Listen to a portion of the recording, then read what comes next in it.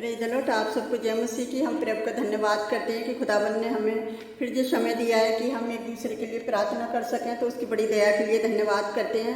और मैं आपको एक अद्भुत गवाही बताना चाहती हूँ जो हमारे जीवन में हुई है और कितने सताव के साथ वो गवाही है कि आप इस गवाही को सुनो कि किस तरह से मूर्ति के प्रसाद ना खाने की वजह से लोगों ने हमारे ऊपर कितना सताव किया है। तो मैं इस गवाही को आपको बताना चाहती हूँ, आप इस गवाही को सुने, फिर मैं परमेश्वर हमसे वचनों के द्वारा बातचीत करेगा। तो जो आज की जो गवाही है हमारी, कि जब हम यहाँ पर सन 2020 की बात है, वैसे तो हम काफ़ी टाइम से यहाँ पर रह रहे थे जब इतना सताव नहीं था, और लेकिन सन 2020 में पता है क्या हुआ था कि लोगों ने एक मौका ढूंढा कि जो हमारी मूर्ति का चढ़ा हुआ प्रसाद नहीं खाती, तो अब इसके साथ हमको क्या करना चाहिए। तो उन्होंने क्या करा, पहले तो हमें ब्याह शादी में से जो लोग नौता देते हैं उनको रोका कि इन्हें कोई भी नहीं नौतेगा, जो कि जो मसीह लोग हैं इन्हें ब्याह शादी में नहीं बुलाना। हमने कोई परवाह नहीं करी, ठीक है, हमें कोई परवाह नहीं है कि हम किसी के खाने के भूखे नहीं हैं, हम तो सिर्फ प्यार और प्रेम के भूखे हैं, क्योंकि हमारे प्रेमी परमेश्वर जो हमारे साथ रहता है। तो जब उन्होंने क्या करा, हमारे ऊपर इतना सताव करना शुरू कर दिया। उन्होंने देखा कि ये तो ब्याह शादी में हमने जाने से हमने इन्हें रोका, ये तो तब भी आनंदित और मगन है, लेकिन उन्होंने क्या करा, हमारी कलेशा को आने से रोका।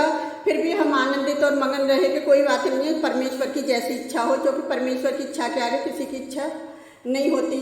तो मैं उन भाई बहनों से कहना चाहती हूँ जो लोग उन्हें सता रहे हैं और लोग उनके साथ बुरा बर्ताव कर रहे हैं, वो उन लोगों से ना डरें और वो मसीहत में बने रहें और मसीहत को आगे बढ़ाते रहें और किसी के भी सताव से ना डरें।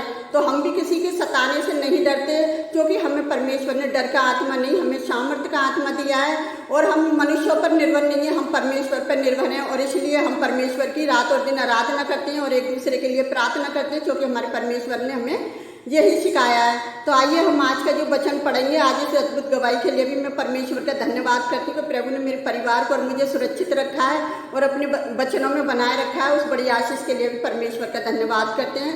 तो हम जो आज का जो वचन पढ़ेंगे, पहला कुरिन्थियों 8 का पहला, तो इस वचन को कोई पढ़ेगा। और आज का जो टॉपिक होगा मूर्तियों पर चढ़ाया गया भोजन। तो आज इस भोजन के बारे में देखेंगे। कोई इस वचन को पढ़ेगा। हम मूर्तियों के सामने बलि की हुई वस्तुओं के विषय में हम जानते हैं कि हम सबको ज्ञान है। ज्ञान घमंड उत्पन्न करता है, परंतु प्रेम से उन्नति होती है। हालेलुया। तो हमने अभी जब वचन में देखा कि अब मूर्ति के सामने बलि की हुई वस्तु के विषय में हम जानते हैं कि हम सबको ज्ञान है, परंतु क्या है कि ज्ञान घमंड उत्पन्न करता है और प्रेम से उन्नति होती है। हालेलुया। और यदि कोई समझे कि मैं कुछ जानता हूँ, तो जैसा वह जानना चाहिए वैसा वह अभी तक नहीं जानता। हालेलुया। परंतु यदि कोई परमेश्वर से प्रेम रखता है तो परमेश्वर उसे पहचानता है। हालेलुया। सो जो मूर्ति के सामने बलि की हुई वस्तु के खाने के विषय में हम जानते हैं कि मूर्ति जगत में कोई वस्तु नहीं है, एक को छोड़ कोई परमेश्वर नहीं है। आकाश में और पृथ्वी पर बहुत से ईश्वर कहलाते हैं, जैसे कि बहुत से ईश्वर हैं, बहुत से प्रभु हैं। तो अभी तो हमारे निकट तो एक ही परमेश्वर है जो हमारा स्वर्ग पिता है। हालेलुया। तो अब यहाँ वचन में देखेंगे, हमें तो अभी हमारे निकट तो एक ही परमेश्वर है, पिता, जिसकी ओर से सब वस्तुएं हम उसके लिए हैं, और एक ही प्रभु है यीशु मसीह, जिसके द्वारा सब वस्तुएं हुई हैं। क्योंकि परमेश्वर ने सारा अधिकार यीशु मसीह के हाथ में दे दिया, और जो भी न्याय परमेश्वर करता था वो भी न्याय परमेश्वर ने यीशु मसीह के हाथ में दे दिया। परंतु सबको ये ज्ञान नहीं, परंतु कितने तो अभी तक मूर्ति को कुछ समझते हैं कि मूर्ति के सामने बलि की हुई वस्तु को कुछ समझकर खाते हैं और उनका विवेक निर्बल होकर अशुद्ध हो जाता है। भोजन हमें परमेश्वर के निकट नहीं पहुंचाता। यदि हम ना खाएं तो हमारी कुछ हानि नहीं, और यदि खाएं तो लाभ नहीं। हालेलुया। जहाँ परमेश्वर का 9 में देखेंगे, वचन बताता है हमें कि वचन में लिखा है कि परंतु चौकस रहो, ऐसा ना हो कि तुम्हारी ये स्वतंत्रता कहीं निर्बलों के लिए ठोकर का कारण हो जाए। हालेलुया। तो अगर हम इसके 10 में देखेंगे कि किस तरह से वचन में लिखा है, पहला कुरिन्थियों 10 के 19 और 20-21 में हम देखेंगे, फिर मैं क्या कहता हूँ कि क्या ये है कि मूर्ति का बलिदान कुछ है? जब मूर्ति कुछ है नहीं, वरन ये है कि अन्य जाति जो बलिदान करते हैं वे परमेश्वर के लिए नहीं, परंतु दुष्ट आत्माओं के लिए बलिदान करते हैं, और मैं नहीं चाहता कि तुम दुष्ट आत्माओं के सौभाग्य हो। और 21 में देखेंगे, तुम प्रभु के कटोरे और दुष्ट आत्माओं के कटोरे दोनों में से नहीं पी सकते। और पता क्या है कि हम ऐसा करके क्या हम जो काम करते हैं, परमेश्वर हमें चौकस रहने के लिए कह रहा है कि ऐसा करके हम क्या करते हैं कि परमेश्वर को रिस दिलाते हैं और अपने उस निर्बल भाई को, जो हम अपने आप को ज्ञानी समझते हैं और उसके सामने हम मंदिर का कोई प्रसाद खाएं तो उसका भी विश्वास में, वो भी निर्बल है, वो भी विश्वास में गिर जाएगा, जिसके लिए यीशु मसीह मरा और तीसरे दिन मुर्दों में से जी उठा। तो अगर पुलिस हमें यही बताता है कि हमारा एक ही परमेश्वर है, हमारा एक ही स्वर्ग पिता है और हमारा एक ही प्रभु मसीह है। पौलुस ये कहता है कि सब कुछ मसीह के द्वारा आया है और परमेश्वर और मसीह दोनों एक हैं और उनका काम भी एक है। परमेश्वर ने सब कुछ मसीह के द्वारा किया और संसार की सृष्टि मसीह के द्वारा की। उसने संसार को मसीह के द्वारा बचाया, इसके साथ ही वह संसार का न्याय और मसीह के द्वारा ही करेगा। हालेलुया।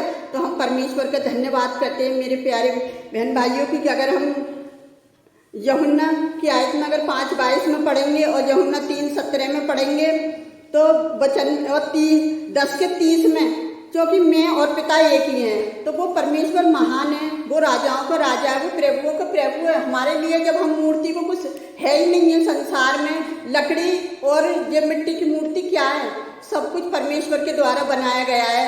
सब कुछ परमेश्वर की असली मूर्ति तो हम हैं, जो उसने हमें मिट्टी से बनाया और उसने जीवन का सांस फूका। हालेलुया। तो हम क्यों एक दूसरे से नफरत करें, क्यों ना हम प्यार का बीज बोएं, जो परमेश्वर ने हमें प्रेम दिया है, हम क्यों ना प्रेम का बीज बोएं ताकि आगे हम फलवंत हो सकें। हालेलुया। तो ऐसा मूर्ति के प्रसाद वगैरह खाने से ऐसा कुछ भी नहीं है, क्योंकि हम अपने निर्बल विवेक को अशुद्ध करते हैं। हालेलुया। तो मैं प्रभु का धन्यवाद करती हूँ सुंदर वचन के लिए। तो आइए हम आप सबके लिए प्रार्थना करते हैं, आप भी हमारे साथ मिलकर प्रार्थना करें।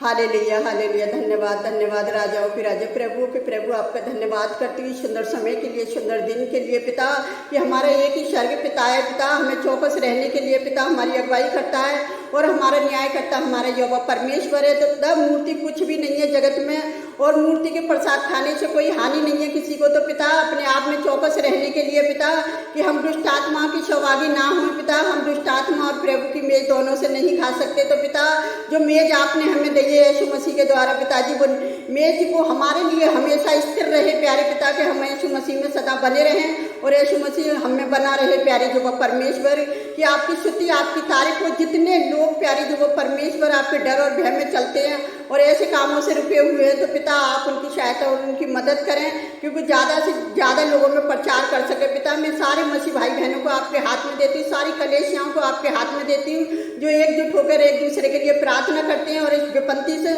के लिए प्रार्थना कर रहे हैं पिताजी। उस विपत्ति को हमारे देश पे से हटाया, उसके लिए भी बड़ी आशीष के लिए धन्यवाद करते हैं पिताजी।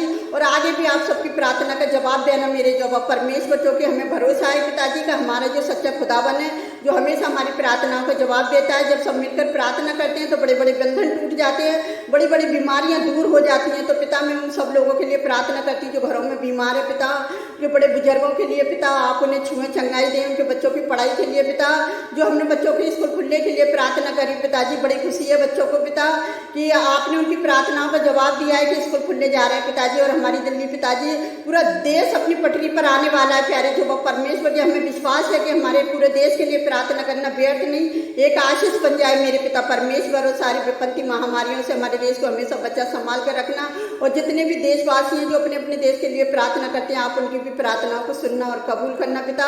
और जितने लोगों ने हमारे साथ मिलकर प्रार्थना करी है पिताजी, आपने सबकी प्रार्थना का हाँ और आमीन में जवाब दिया। जितने लोग हमें लाइक कमेंट सब्सक्राइब करते हैं पिता, और अपनी रिक्वेस्टों को भेजे पिताजी, ताकि हम उनके लिए और भी प्रार्थना कर सके प्यारे जो परमेश्वर, कि आपकी स्तुति आपकी तारीफ हो पिताजी। जितने लोग परेशानियों में हैं पिताजी, वो अपनी रिक्वेस्ट को भेजे ताकि हम उनके लिए भी प्रार्थना करें पिता, जो हम एक दूसरे के लिए रात दिन प्रार्थना करते रहते हैं। तो पिता आपके नाम को महिमा मिले, आपके नाम को आदर मिले पिता। और मैं आपसे क्या मांगूं मेरे यीशु राजा, आप तो हमारे मांगने से पहले जानते हैं, आपने हम सबकी प्रार्थना को सुना और कबूल किया, उसके लिए मैं धन्यवाद करती हूँ पिता। मैं सारा आदर मैं आपको देती हूँ, जो भी मांगती है यीशु के पवित्र और सामर्थी नाम पर आमीन। God bless you all.